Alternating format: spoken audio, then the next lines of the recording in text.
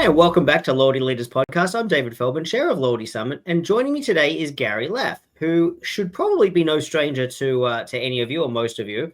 Gary writes the View from the Wing blog, but well known in the industry. Both obviously the blog is very consumer facing, but Gary is also one of these people like me who is a little bit of a nerd when it comes to reading SEC filings and investor presentations and things like that. And Gary's attended a lot of industry conferences as well and can talk very fluently to the business side of loyalty programs as well. So with that introduction, Gary, hi and welcome. Hey, Dave, lots of things we can talk about this week. I think it's going to be fun. It's definitely a slow news week, isn't it? So why don't we just literally delve straight into it? Alaska Airlines. Can you give us the 60-second elevator pitch of all the news that came out of Alaska Airlines last week?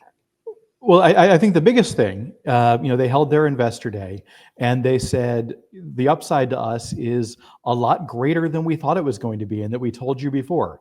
And there's, really some low hanging fruit just in terms of aircraft utilization that's going to get a lot more flying done. We pretty much knew that part of this play was bringing wide body flying to Seattle, kind of a cheat code, as it were, to introducing Alaska Airlines as no longer just a domestic and short haul carrier, but the opportunity to fly long haul, and they're now doing that. They let out some plans for that, and there's a lot of upside for them in being able to fly customers where they want to go from their hubs and focus cities.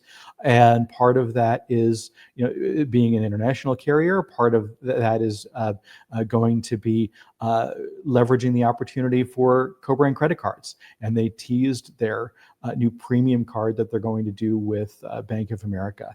They've actually never had a premium card before.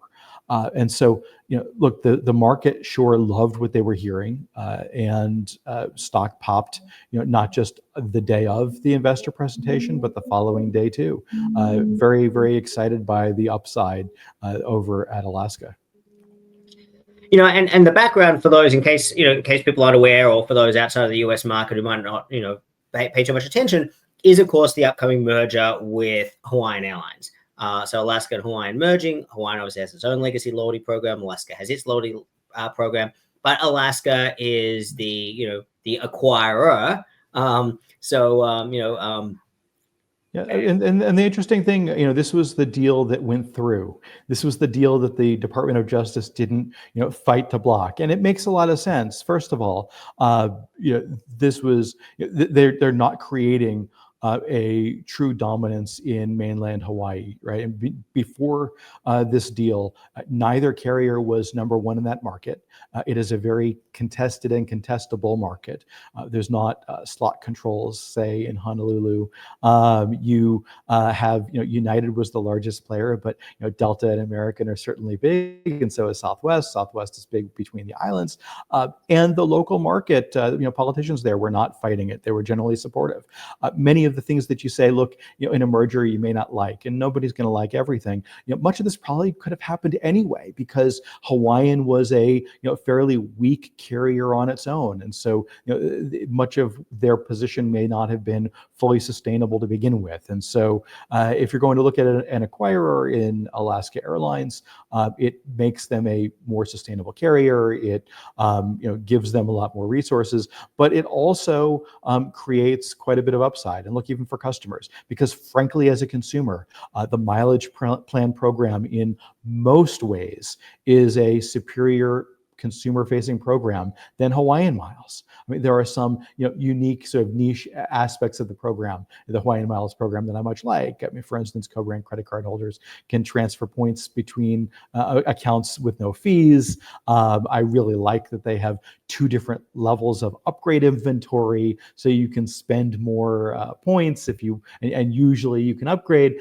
Frankly, because Hawaiian had some of its challenges, it was often the case that you could get better award and upgrade inventory with them than you might be able to with other airlines. But as overall, I think that consumers, in terms of their miles, transferring one-to-one. Look, they did this deal, and almost immediately you were able to transfer points and back and forth. And I mean, they've been really, really fast with all elements of this merger, and they are retaining the Hawaiian brand. That's going to be complicated, but it also is a strong brand and bought a lot of local support in the Hawaiian market that made the deal possible. When we think about Alaska Mileage Plan over the last few years, I mean, there's been a lot of changes. It was sort of this small town market, small town airline, small town program. I mean, we were just, before we started recording here, we were talking about how time has flown recently. But the acquisition of Virgin America, joining One World, Mileage Plan, to a lot of people, both industry observers and consumers and passengers, Mileage Plan's kind of come of age. And now with this merger with Hawaiian, this critical mass, from a business perspective, there were some announcements in that Investor Day presentation that were interesting. Like you said about the premium card, I think they indicated they're looking to realize an upside of about 165 million, I think, was what I read, in terms of that new premium card product. And well, I mean, not just the new premium card product, but card expansion, because obviously they have some more members to market their existing card products to. They feel there's some upside there as well. But in terms of program changes, or I think they use the term program refresh, can we talk to that at all? And do you have any, in reading between the lines, any thoughts or insights as to directionally where you think Mileage Plan is looking at going here from a business perspective? Look, I mean, it was just a year, 13 months ago, they announced, and only 9 months ago that they launched a new award chart, distance-based, that ultimately now integrates multiple partner awards. And so I don't see fundamentally a revamping of the program, and certainly in a way that's going to cause consternation for consumers. They've already announced, in recent months, kind of a restructuring of status that allows the card to play a more aggressive role, not going all the way like American Advantage or Frontier, but a bigger role in card spend and earning status, taking inspiration, I think, from some other programs and things that have happened elsewhere. Like Hyatt does a really good job at having incremental rewards, and American has their loyalty rewards at different thresholds of beyond each status level. And Alaska is kind of mimicking that as well. So we've certainly seen them drawing lessons from other loyalty programs and things that have been successful elsewhere, and modeling that, but also continuing to drive a lot of value. Interestingly, talking about that kind of history, before they went with this distance-based award chart, you can only have one partner airline on a frequent flyer award at a time, plus an Alaska flight if you wanted it too. But they had separate charts for each partner. It was a legacy of being very much a choose your own adventure, pick your partner. They partnered with everyone. They used to partner, with much of SkyTeam. They used to partner with Delta, right? And they partnered with Delta and American at one point before they kind of had their falling out in Seattle between the two of them. But the point being, it was all these one-off partnerships, and they've very much integrated that as part of their loyalty program, and I don't see that going away. In fact, part of what they did is continue to drive a lot of value to the consumer. As they introduced new partners in recent years, the redemptions on each of the partners was successively worse value than those legacy partners had been, and a lot of it having to do with the pricing of the agreements that they entered into with each new partner.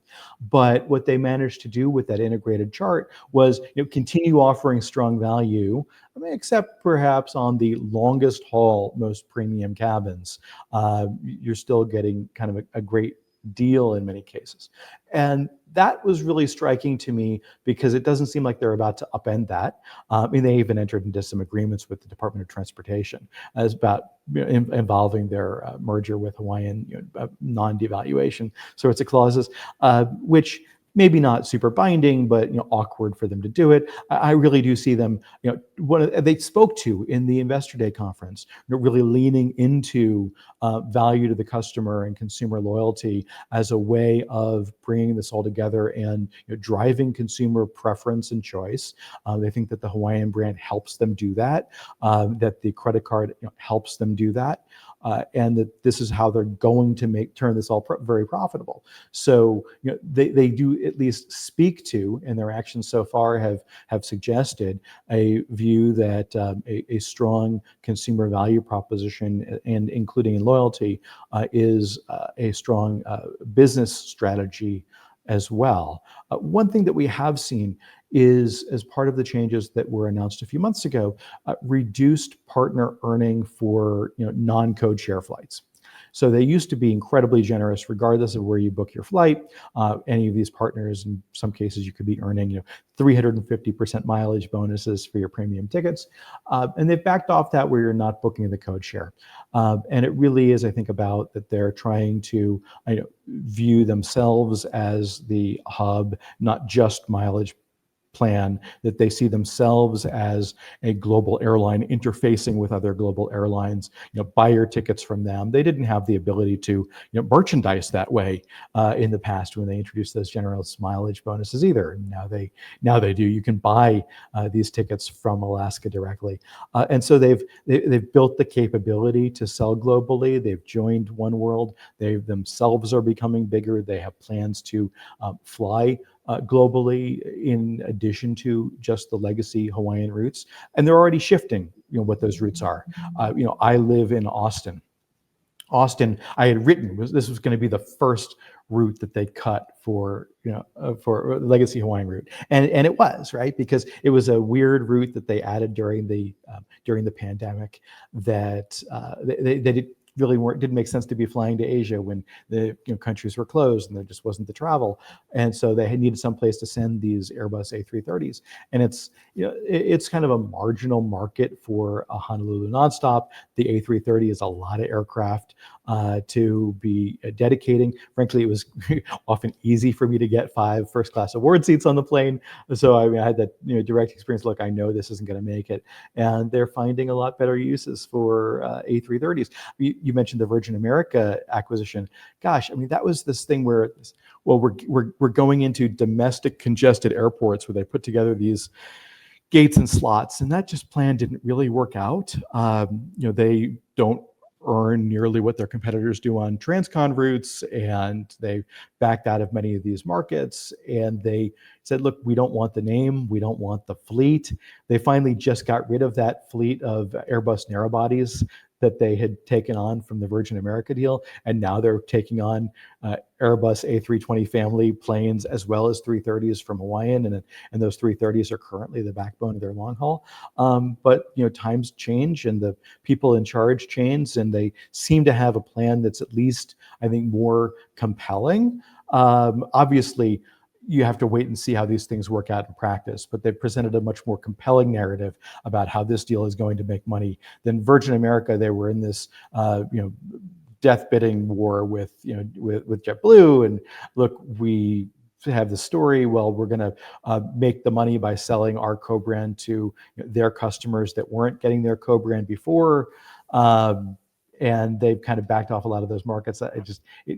In general, mergers rarely produce the optimistic promised benefits, and they wind up being incredibly costly and distracting and difficult on cultures. But they did manage to integrate these airlines. They've learned lessons, and they're moving very quickly on this one. And I'm much more optimistic, I think, than I was about the Virgin America deal. It's interesting when I think about when we think about sort of the loyalty manager's perspective, a program head, their perspective on these things. I think it's fair to say, you and I have had many conversations about this at events, that there's a couple of things in terms of dynamics that go on. Often you have the loyalty team is not necessarily 100% aligned with the C-suite, or probably vice versa is probably more the truest statement. You have one as a customer advocate and one as the bean counters. You have, famously Doug Parker, when he was running American Airlines, would sit on investor calls time and time again, and he would refer to the loyalty program as the card program, parenthesis, the credit card program. I mean, he saw it as nothing more than, a credit card partnership agreement. That's literally what it was to him. I don't get the sense, two-part question. First part is, I don't get the sense from at least the way Alaska is talking, and certainly the behavior of the recent past, that they view things the same way. It seems to me that they're having a closer eye. The C-suite is taking a close eye on, on loyalty's contribution to the bottom line, not just from the credit card program, but the revenue delivered to the group by the revenue program. Bums in seats. Obviously, the card program is a part of it, but Alaska's card program isn't at the same scale as Delta, United's, or American, so it doesn't necessarily mask everything else. The other thing I'll say, and I know in Chicago at the recent Loyalty Summit, Alaska was there, and I don't want to put words in their mouth, but one of the things that we discussed, and I put it to them as well, was when we go back 8 years, when American, made the move to follow United and Delta in terms of revenue-based earning for their loyalty programs instead of mileage-based earning. And we're getting into the weeds a little bit, but Alaska was very public and open with their investors about the fact that, look, of course, they did the sensible thing and the prudent thing, and they assessed should they move in that same direction. And they released some statistics that basically said, look, only 5% of our customers will be better off if we adopt the revenue-based program like Delta, American, United. So, the vast majority of members are going to be worse off. A small number would be neutral, and an even smaller number better off. And they decided there was a competitive advantage to be a little bit more generous. Now they haven't been, nobody gets a complete get out jail free card. There's been some incidents of breaking trust with things like no notice changes and devaluations, and all loyalty programs are guilty of this at some point or another. It doesn't make it right, but, let's be fair. They apologized for that behavior, generally speaking as well.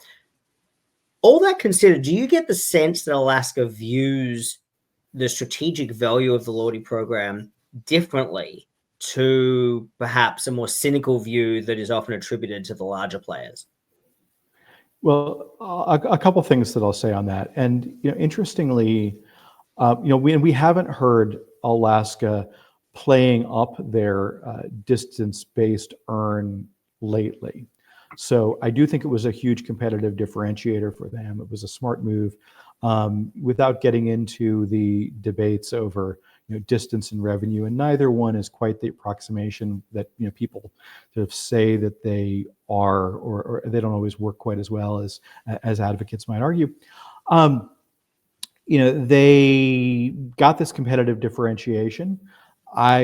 They were smart, they assessed, and, they could assess again and change their minds. But I do think that I would agree with you that they are looking at loyalty as more than a selling miles to banks, scheme. That from the throughout the presentations at Investor Day, we heard a discussion of, how they treat their customers, and in particular, the value they drive through the loyalty program as winning customer business for the airline. And the Brett Catlin, who's in charge of the program, who's also their vice president over alliances and sales, right? So it's senior with multiple portfolios, was up on stage at Investor Day, right, giving a presentation. And that's not something that we've seen. The joke we've heard at some of the calls across airlines is, given that the loyalty program represents so much revenue, and given that it is high margin revenue, shouldn't the executive in charge be on the calls, or maybe even more senior, maybe a corporate officer even, right? It's and that's not how many of the airlines have treated it. It's this thing over on the side. It's a revenue line that just happens, right? But that we don't actually think that much about, as though it's just this automatic thing. We have one customer in that bank, or in some cases two, at least on an individual market basis. And it does seem like it is, at least in the way they speak about it consistently a bit more robust than that over Alaska. That's a good summary, Gary. And I think on that note, because, I think, there's a lot to talk about, but I think there'll be more to talk about with Alaska as things move forward, as things develop. But there's been a lot of other news as well. And American has also come out in the last week with a number of announcements as well. And some might call it the Christmas Friday dump of news, but there's a bit more nuance to that because programs, if they're making significant changes, do have to give notice and things like that. So, there's a little bit of column A and a little bit of column B, but a big news week, American. Can we talk a little bit about some of the program announcements that came out from American?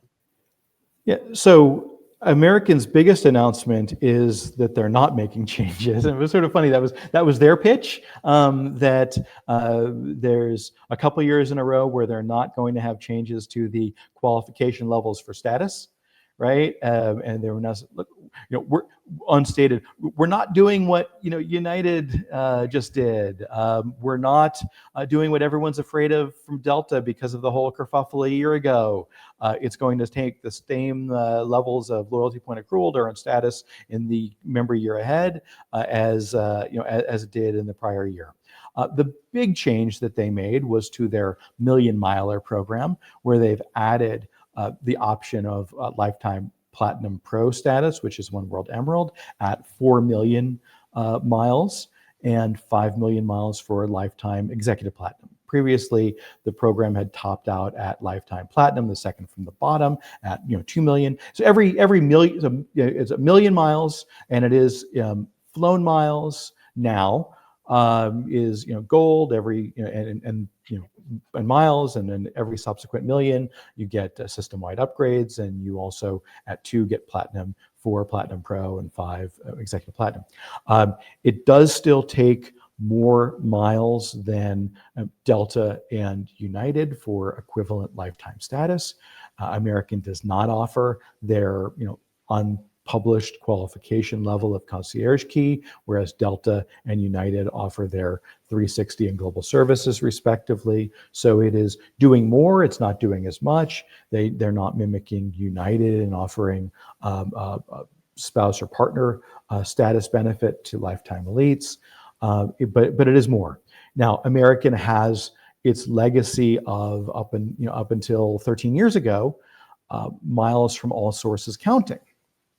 So it used to be that every dollar of credit card spend was a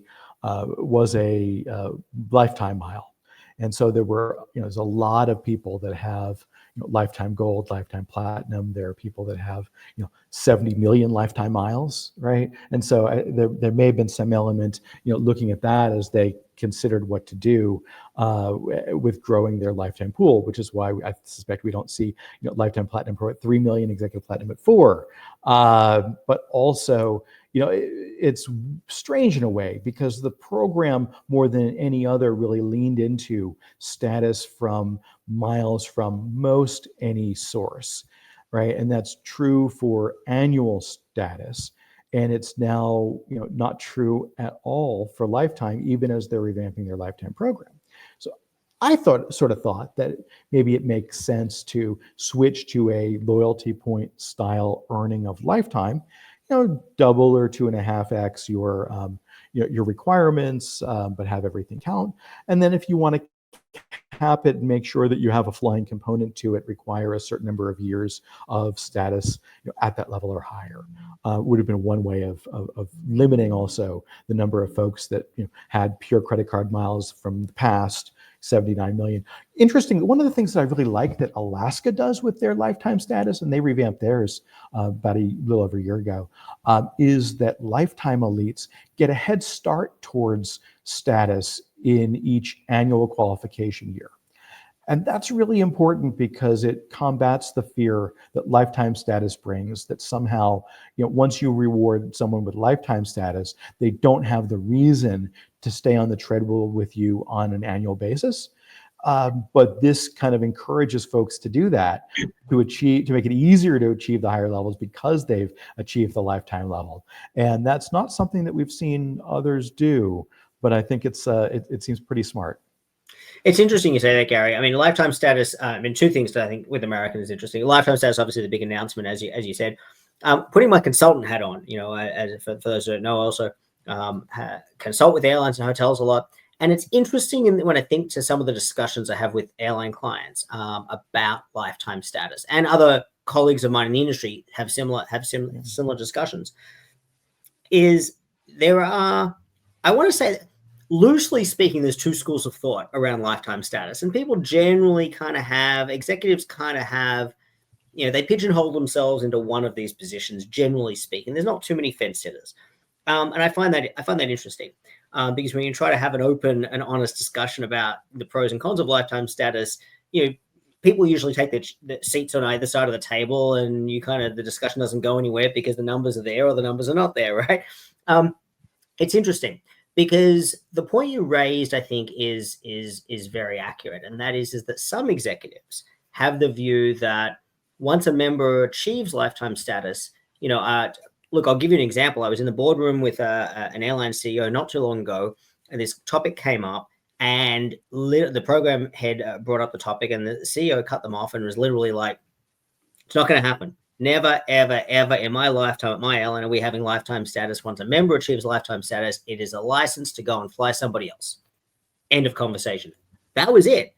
And that view, I have to say, is a very, it's a very common view. And there's a lot of data that evidences that behavior in a lot of ways as well. Now, the flip side of that is, for all those years that lifetime status is dangling as a carrot in front of members, it can consolidate their share of wallet. So you do have this difference of time behavior, though, right? Because you have what lifetime status does is acts as an incentive at one part of a member's life cycle and potentially a disincentive at another. That said, if you have benefits of lifetime status, you don't get them unless you fly with that airline. So yes, you know what? You might hop off the treadmill with that airline. In theory, you're of a more advanced age, perhaps with a family. You're probably maybe not commuting 5 times a week on an airline anymore anyway. But at least maybe for that once or twice a year leisure trip with the family, there's a strong incentive for you to choose that airline that you have status with, because you can avail yourself of those lounge benefits and things like that. But the point you make about, look, when you award lifetime status, how should the mechanism work? And it's interesting, again, I put my consulting hat on because having conversations with airlines with the suggestion of, hey, maybe what you should do for lifetime status members is, I'm going to make this up, like use American Airlines as an example. Platinum is half of executive platinum. If somebody's lifetime platinum, give them a 50% qualification head start every year towards executive platinum. We know the psychology of loyalty says having that endowed progress does incent people to want to complete the task, and therefore they may very well give you that additional incremental business. So it's interesting to see it appear in the wild, because the reaction that I've had over years of discussion of this topic has always been a bit of pushback. Now, maybe it's technical constraints, maybe it's just conceptually it's too hard, maybe it's too complex. But it's interesting that you raise that point. It's interesting we see it in the wild. And I think the whole lifetime status debate is fascinating because there's clearly a right way to go about it and a wrong way to go about it. Thoughts? And you can also, in addition to what Alaska does, you can do what United does, which is extra benefits for continue. So, if you're a lifetime gold with United, but you fly annually and earn 1K, you are not just experiencing the better benefits of 1K, you are extending that higher status to, a spouse or partner, right? And so it's also tying into the things that matter most to you. You want to make sure that, who's important and how are they taken care of. And, I'm not saying that alone gets them all the way there, but, you can sort of tie some of these elements together because the treadmill effect until it's achieved is really strong. And my very first reaction when I saw the change at American was, gosh, as a matter of course, I tell myself, I'm not going to chase lifetime status, because even lifetime status can be devalued. Status itself can be devalued. I'm too smart for that. You're not going to get me, right? And yet, the very first reaction I had was, I'm kind of kicking myself for not focusing more of my flying with American these last several years. I used to very heavily. I'm still earning executive platinum, but no longer, choosing them on kind of all of my trips. I spread my business around quite a lot. And I'm sitting as a result at my lifetime counter is something like 3.8 million or a little over, right? And now if I had done, I'd already be at 4 and rounding the clock to 5, and I can't get those 10 years back. It would have dramatically changed my behavior for quite a long time. Now, my particular case, maybe they don't want me to customer. I don't know, but but I'm not alone in the role that would have played. And I think they should have done a long time ago. Now, but then you also want to make sure that you aren't, so you've given somebody lifetime executive platinum, you want to make sure that you capture not just the continued business where they're enjoying that status, but the incremental business, say, where you aren't the cheapest or the most convenient. There was a time when Advantage was so generous, maybe too generous, but so generous from my perspective that my starting point was, I need to go somewhere. I'm in a heavily served market by American. My starting point was AA.com, right? Because of the loyalty program and subsequent, degrees of, diminution in that, differentiation. And I'll look at, okay, well, who has the better schedule, especially because I want to be home to, to my family. But it's a strong driver of behavior among the customers that are already your best customers. On American, you mentioned no changes to the loyalty points this year, which is, I think, as you said, 2 years in a row, no changes there. It's only a couple of years since they, moved loyalty points. And for those listeners that aren't perhaps at US based or aren't familiar with what we're talking about here, we went through a period of time where everybody just copied Delta. And for many years you earned status simply based on how many miles you flew every year, and then Delta introduced a minimum spend requirement. So did United, so did American. They all had the same levels, and then United started to digress from each other, and United started to really just basically put a price tag on it. Basically, just said, look, you spend $15,000 or $18,000, on flying, we're going to give you, 1K status. American upended that and said, look, we're not going to keep it based on, and that, they had the minimum spend requirements, but then they upended it and said, you know what, we're going to recognize the fact that our credit card deal is very, very lucrative, and that people who are members of the Advantage program are valuable in many different ways. Some of them fly, some of them spend on the credit card, some of them go do their online shopping through our online shopping portal partner. All of this is generating revenue for us. All of these people are valuable in different ways. The most valuable customer is the one that does all of the above. And so they introduced loyalty points. So Gary mentioned earlier, 200,000 loyalty points gets you executive platinum status for the year. Now you can get that if you're starting from scratch. Correct me if my math is wrong, Gary, but off the top of my head, if you're just going to fly, it's about $24,000 a year in flying, or at least it's a little higher than that, even. Yeah, a little higher than that, even. Yeah. And or you can just spend $200,000 on your credit card without setting foot on a plane. Either way, you're going to get to executive platinum. Now, again, the idea is you do a little bit from column A, a little bit from column B, and C, D, E, F, etc., etc. What's interesting here is that when I read again the commentary coming from the airline, is that they're emphasizing engagement. Obviously, this has been very revenue positive for them, this change, but they seem to be quite pleased with overall member engagement through multiple ways of earning. And of course, everybody is always going to be unhappy. Some people are going to be unhappy. The people who always fly are going to be unhappy that there's people that have status just because of a credit card. There's people with credit card that can never get an upgrade. Putting that aside, from the airline's perspective, is your read the same? They seem to be pleased with engagement. They seem to be pleased with the broadening of the member base. Or am I reading into things too much? Well, it's not just their statements, it's their actions, right? The fact that they're not upending the program, the fact that they're not even really tweaking the details of the program, other than to say, okay, well, we're not going to let you redeem miles in the air for more in-flight purchases. Like this made the announcement because there's just not that many things changing or being announced. That suggests that they're happy with the way that it's going, and certainly a part of the value of why you would choose a co-brand credit card from American Airlines. And the new co-brand deal they've touted for the revenue that it's going to add to their bottom line. And said, look, this was part of a strategy of, frankly, reversing the fortunes of their co-brand. At their investor day back about 9 months ago, they had revealed that their co-brand was actually only third in the airline space in terms of spend volume. And that was really revolutionary, because that was not the case 6 years ago. There was a time that they had the most spend of any airline on their co-brand.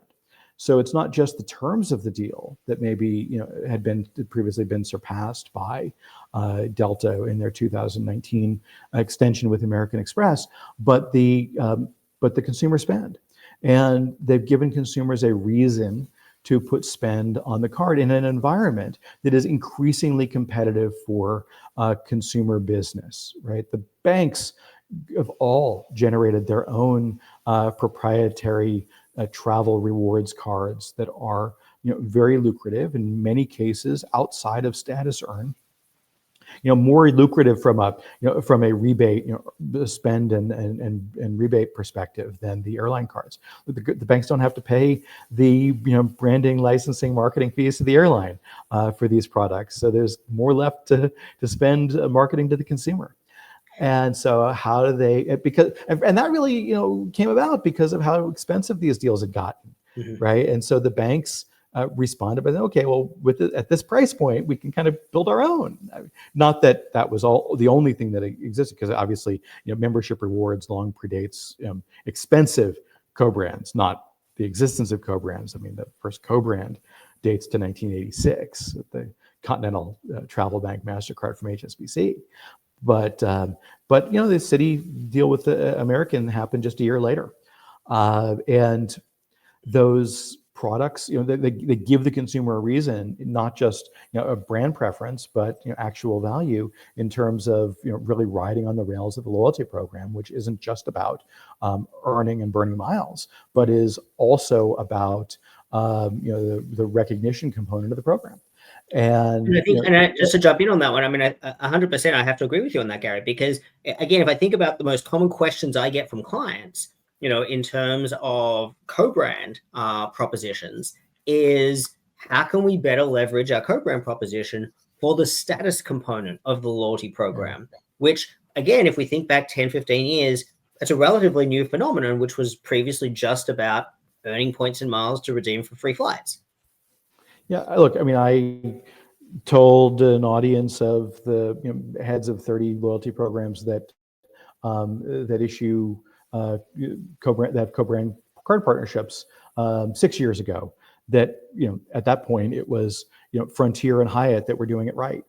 That the idea was you needed to, in order to be competitive, there's two ways of doing it. I mean, one is you could be the most generous in your reward proposition in the market, which means that you're going to have to outspend Chase.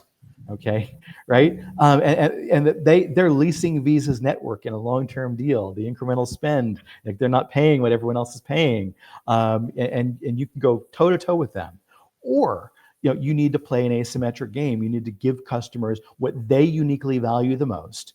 And your most loyal customers who are getting your card are probably a big subset of them, valuing the benefits that are unique to your program. And so the co-brand needs to ride on the rails of the program, not just buying currency and rebating it to the customer, right? But the valuable customer to the program is the customer that is not just staying or flying with the brand, but really engaging across that spectrum. You think about the margins attached to the programs. Look, we learned a lot more about this during the pandemic when airlines were raising money in debt markets. So they had to disclose more about the programs than they had done previously, separately incorporating the programs, offshore, and then selling, effectively, claims in the future income streams of these programs. And, American at the time, look, the particular margins that they disclose have a lot to do with the their own internal assumptions and the deals that they strike internally, who's moving money into which pockets. So the specific variances don't matter that much. But American disclosed a 52% margin for the Advantage program back in 2001. I want to say that Delta disclosed 37%, and it's not that that American was like 50% more profitable than Delta. They've got different things going on in the background there. But when you compare that to the margins of flying, just by orders of magnitude, right? Where are you making money? I mean, the money from Citibank to American, if it's $5,000, is worth a lot more than a customer spending $5,000 on tickets, where American may or may not have made money moving that passenger, right? So recognizing that who the profitable customer actually is. But look, we've known this for a long time. It's not just about buying tickets. The profitable customer to the airline, even leaving aside the loyalty component, is also buying the ancillaries. Yeah. And so, which is why it was so striking. Finally, American got the technology done to begin to count, upgrade buy-ups, right, towards loyalty point accrual and status. They hadn't been doing that because, look, there was no ticket number issued when you pay for the upgrades, so they didn't have the internal mechanism of tracking it, and now they got this done because, look, when you're buying the upgrade from a coach ticket you've already purchased, or you're buying a seat assignment, you're paying for a check back. These are much higher margin activities than the base ticket that transports you from A to B. So it's a recognition of the actual marginal contribution to profitability at the airline. No, I think that's a good. It's a good summation, to bring it all full circle in terms of the fact that the loyalty programs and even the co-brand contribution is, I don't say much more complicated, but it's much more wholesome than it was, just a handful of years ago. On that note, in our last few minutes, some other news that's come out this week, Southwest. Now, some of this has been long anticipated. It's sort of been on the drip feed. We've been knowing it's coming. Give us a rundown of what we've heard from Southwest. Well, we already have known that Southwest was moving to assigned seats, and that some element of this was going to be necessary to the extent that they were going to be introducing premium seating. Now they're just introducing for now extra legroom seats. They're not introducing a first class seat, and as of yet, they're not even announcing a block middle seat product, which to me is a wasted opportunity. But at the point where you're introducing extra legroom seats that you want to sell at a premium, you need to have those assigned at least, right? And so they had to do some assigned seating. They're moving to all assigned seating. They believe that they'll get marginal revenue contribution from selling seat assignments compared to the hundreds of millions of dollars today that they generate in early bird check-in fees, where you get the earlier boarding position and then you have the license to hunt for the seat that you want. So given that, there's an effect on the loyalty program. There's also an effect on the co-brand credit card as well. First of all, with the loyalty program and status, the question is, okay, what are the seating benefits going to be for those who have status in the Rapid Rewards program? And they said that the base level of status, their A-list folks, are going to be able to assign any seat they want for free that's not the extra legroom seats. And then within 48 hours of travel, available extra legroom is going to be assignable. Now, they're talking about having a third of the aircraft as extra legroom, and so it'll likely be the case in many instances that there will be extra legroom seats available within 48 hours, but they're going to be trying to sell those even to those A-list members. Interestingly, they didn't try to do anything more complicated. Like, when American Airlines came out with their main cabin extra product a little over a decade, 12 years ago, they offered their gold members, once they could no longer get it free at booking, a 50% discount on purchases. I might have liked to see that, and it would have been interesting to look at that data and test it. But their A-list preferred members, their second, their top tier, the second tier, can reserve any seat at booking. They've also said that the seat benefits extend to anybody on the same PNR, and that companion pass holders, obviously they're on the same PNR, so any status benefits would confer as well, but also any benefits from the purchased fare of the purchase ticket. So if you buy a upper tier fare that comes with seat benefits, those would confer to the companion pass holder as well. And so we're still waiting to learn the particulars of how co-brand's going to change. Often we do get earlier boarding, for instance, with airline co-brands. Southwest hasn't had that because that came with better seating and was a benefit of status. But the premium cards come with the ability to rebate or have a statement credit for the purchase of A1 through 15 boarding, the very front of boarding. And that no longer will be a product, so they're losing something. So what exactly are they going to replace it with is going to be something that we'll learn in the spring.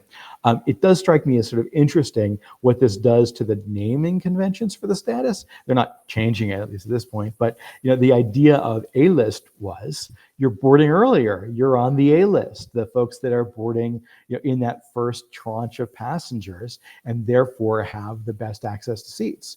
Well, there's now a decoupling of when you board with your access to seats that's going to be beginning with bookings in the second half of 2025 for travel in 2026 at some point. And so, the historical naming convention of the status tiers maybe makes a little bit less sense. What's interesting to me is that they're going to be retrofitting these aircraft in 2025, but they're not going to be actually enforcing the assigned seatings until 2026. So there is a period of time where Southwest flyers just boarding early, you're going to have a free-for-all where you get like more than you pay for. So eventually we're going to get like less than you're used to, because they're going to be squeezing pitch and coach in order to make room for extra legroom seats forward in the aircraft.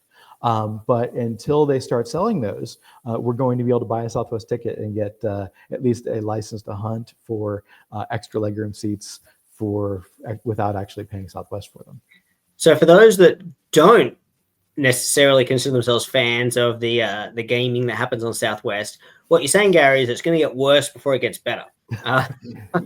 Yes, but there is an end in sight for that, and it's sort of a different. It's providing more value, not fighting folks for who've put tissues crumpled on the seat next to them, or bags of donuts in 6 seats around them, or That said, there's probably Southwest is probably looking and saying, well, you know what, the value of our A1 to A15 upgraded boarding in the short term, the implied value of that product is going to increase. Of course, it could be a little bit of a lottery depending on your aircraft.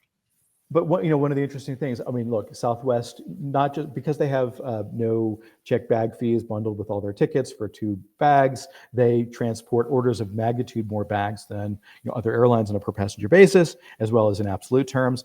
But they also, because when you board determines your seat, they also carry more wheelchair passengers than anyone else, and that comes at a significant cost. I would be willing to bet, and anybody wants to take me up on this, I'll do it very publicly, that their wheelchair outsourcing costs fall with the introduction of assigned seating. So there's not just the revenue benefit that they've talked about. I do think that there's a cost component here as well. In our last couple of minutes, Gary, people who love Southwest as a general rule. That said, I'm positive to say there's some people that detest Southwest and the process and therefore avoid it like the plague. That said, also traditionally Southwest hasn't appeared on mainstream booking booking channels as well. So that's also another reason why some people perhaps haven't been exposed to the product or don't expose themselves to the product as frequently. From Southwest's perspective, their doing things differently approach has been, they've considered to be their competitive advantage. What's changed in the thinking that has led them to say, you know what, maybe we're missing a trick here? I mean, is it simply an equation of we think we're deterring more passengers than we're attracting? Look, obviously, they're not going to say that the reason that they're doing this is because an activist investor came in and threatened their jobs, right? They would say that, they talk to their customers and this is what their customers want. I tend to think, a lot of these surveys are designed in such a way to get the answer that you want. You're not always really looking for the answer to a question, and sometimes you go and do these things to create a compelling narrative to justify the decision that you're going to make. Maybe it's the case that they're going to generate more incremental revenue. I actually think that Southwest's fundamental challenge at this point, because they have been doing things their way differently, much more successfully in many ways than the rest of the industry for over 4 decades. I mean, they had consistent string of profits when even through the Gulf War, oil prices, Great Recession, they still made money. But I believe that Southwest has largely grown to the extent that their model allows, and that they just don't have the untapped opportunities that they once did. Which is to say, look, you have one aircraft type in the 737. You don't have smaller aircraft that can serve smaller markets, feeding your flights. You don't have larger aircraft that are going to fly long haul. Historically, they haven't had very many airline partnerships. It's not actually the case that they haven't had any, but it's been incredibly limited. And that is changing. They've announced Iceland Air. They said they're going to be more. They've lost by having this simple model that's been very cost focused. They've lost revenue as well, and they no longer have quite the low cost that they had. They no longer have as many opportunities to grow, having done that, and they are going to need to be looking for revenue that involves complexity and cost. So partnerships, looking for selling tickets through third-party channels. Look, Southwest it has needed people to come to them because they've been bundling more things than other airlines. So pre-pandemic, no change fees. Now on non-basic economy fares, most airlines are doing that as well. They bundle 2 check bags, and so they're giving you more in a ticket. And so look, if you go online and you see compare price, then Southwest may look more expensive. And you say, oh, well, yeah, okay, what they're giving us more. And in the US, the Department of Transportation had promulgated a rule that said fees are going to have to be displayed. The specific fees that we say are important are going to have to be displayed with the price at first instance of the display of the schedule. Well, that was going to be great for Southwest because now you're going to have to compare the Southwest ticket to a check bag and a carry-on bag with United. And so now when you're comparing prices in the Denver market, Southwest is going to look a whole lot better, right? But that rule was enjoined in the Fifth Circuit. So Southwest has dallied with Google Flights and Kayak and showing up there. I was willing to bet that we would have seen them in a lot of places had to the extent that rule sees the light of day. Maybe it will, maybe it won't. Maybe the next administration won't pursue the case any further, and will drop the prior administration's rule.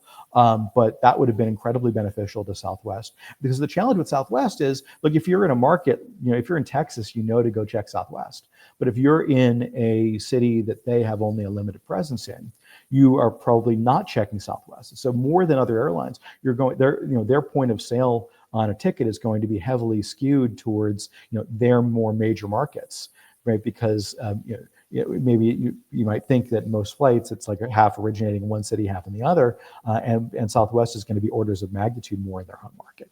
And so they had huge upside if they can ramp up their distribution, but also from selling to through partners, picking up connecting passengers that foreign airlines bring to the U.S. and vice versa. For instance, selling as part of larger itineraries that they haven't been able to do. So they're looking at these revenue opportunities because we've seen cost rise, because they don't have the same low-hanging fruit that they've exploited for 4 decades, and so they're having to do things differently. But what does that bag of tricks look like? Well, especially when you're under pressure and you haven't been performing as well as you have historically, your options become very limited. There's just not a lot of patience for doing things differently. If you're doing things differently and wildly succeeding, people trust you to do it. If you're doing things differently and you're not succeeding, it's because of you, right? And so there's a tendency of executives in challenging circumstances to sort of ape the industry. We sort of, okay, we're going to become more like, American Airlines over at JetBlue. I'm a big fan of product differentiation, especially in an industry where the spectrum for permissible differentiation is so limited. I mean, airlines only control so much of their product, right? They don't control very much about the airports in most cases, even where they may control a terminal.